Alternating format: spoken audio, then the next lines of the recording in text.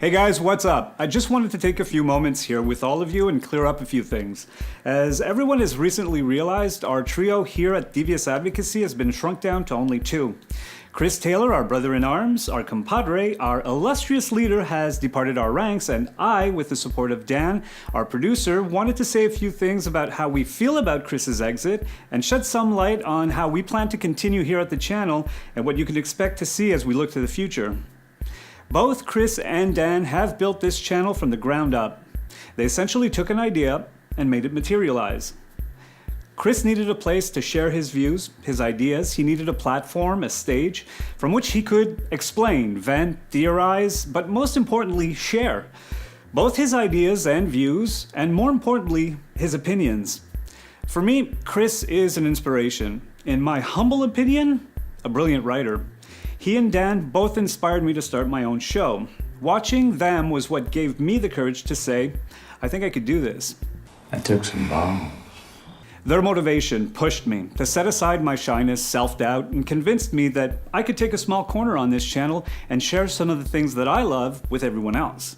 You can do it! You can't deny what a great showman Chris has become over the course of the last 2 years. And if you go back and watch his episodes from the first to his last, you yourself wouldn't be able to deny how much he's grown both in his writing style and on-camera delivery. You're goddamn right. Fun fact, it takes Chris about 6 takes to shoot one of his episodes. It takes me about 60 takes to shoot one of mine. The score for the Iron Giant, compared to most films, recorded over 1 week at the Rodolphinum in Prague. Almost. Yeah, I know. I've been friends with these guys for a very long time, and when it got to a point where the channel seemed to stall for whatever reason, whether it was apocalypse or YouTube introducing new algorithms, whatever the reasons, I saw my friends scratching their heads. What can we do? I have no idea. The amount of work that goes into every single episode released on this channel requires an unbelievable amount of work. And yes, it can be a little disappointing and frustrating to put so much effort, time, commitment, and passion into something and still struggle to find an audience that is willing to be there for you week after week. Not a problem, man. I got your back. Don't get me wrong, we are absolutely grateful to all of you that are there for us and continue to support and encourage us to carry on. One of the reasons I personally make it a point to tell you that I love you at the end of every single one of my episodes, because I do. I love that you're there, that someone's watching, listening. Whether you agree with me or Chris or Dan, or disagree, that doesn't matter. You're there. To get us up to a bazillion, I will hold my breath until I turn blue. Chris did teach me something, and that's to always keep moving forward. He may one day come back to the channel, or maybe not. But regardless, both me and Dan, we're not going anywhere. Now, about the devil's in the details, I want to explain a little bit what that show is about. Although at first glance, it is about the things that you most likely wouldn't know about, be it a comic book, television series, or film. Hence the name of the show, The Details. The little nuggets I get to uncover while researching whatever topic I might be covering. But under the hood, it's a little more than that. It's about inspiration. Bear with me for a second here. Let me give you an example to help you wrap your head around it. Let's use film director Edgar Wright as an example. Wright's latest writing and directorial effort was 2017's Baby Driver. But where did Wright draw his inspiration from? Well, you don't have to look any further than the very first scene in the film to understand that. The scene features choreography in which the actors' actions are synchronized with the film's soundtrack.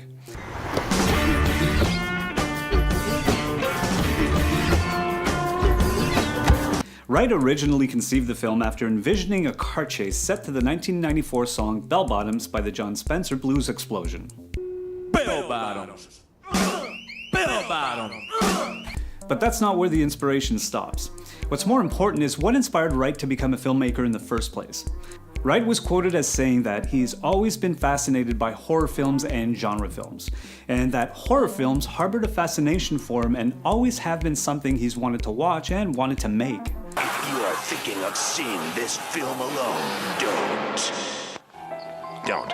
Equally, he's very fascinated by comedy. Insert the Three Flavors Cornetto trilogy. When speaking about the film An American Werewolf in London, Wright supposed the reason that that specific film changed his life is that very early on in his film watching experiences, he saw a film that was so sophisticated in its tone and what it managed to achieve.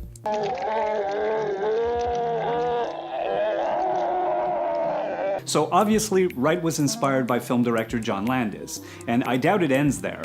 He was probably influenced by the likes of Spielberg, Kubrick, and Tarantino, to name a few. And as influential as those directors might have been to him, those directors themselves were probably influenced by the likes of Orson Welles or Alfred Hitchcock or maybe Charlie Chaplin. I guess the point that I'm trying to make is, if an episode of The Devil's in the Details inspires you to revisit an older film, television show, graphic novel, or recording artist, then fait accompli. That's French for we nailed it.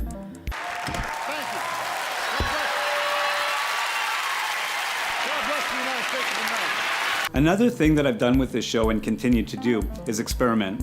Remember, I'm still pretty new at this thing, so I'm still searching and testing certain things out as I go along.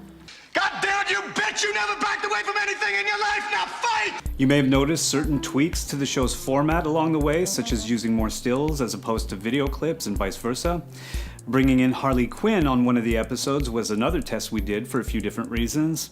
Bringing Dan into the show and placing him in front of the camera instead of behind it was also done for a few different reasons, mostly because YouTube demographics tend to spike upward when you have a ginger on your show. I'll take that as a no. Going forward, me and Dan plan on continuing to deliver an episode every Friday. I'm going to continue to research and develop scripts about the things that I'm most passionate about. Well, you don't know about Hugsy, my bedtime penguin pal. Despite overwhelming evidence to the contrary, I do hope I was able to shed some light on the goings-on behind the scenes here at Devious Advocacy. A heartfelt thank you to our incredible patrons who continue to support us each and every week. Also, a thank you to our entire audience who take the time to tune in, like, share, and subscribe. Knowing that you guys are there is definitely one of the reasons I strive to deliver interesting content. And don't forget that you can always chat with either me, Dan, or Chris on our Discord channel, the link for which you can find down below. I do appreciate you guys leaving comments in the comments section. I try to respond to each and every one of them. And if you do have any comments about anything and everything here at DA, well, you know where to leave that too. Thank you. We love you. Good night. Does that make them a bad person? No, absolutely not. Not unless your name is Dan. That's right. Baby raptors. Or Zillas. Baby Zillas acting like rappers? Fuck, what? Rappers. They say he's got to go.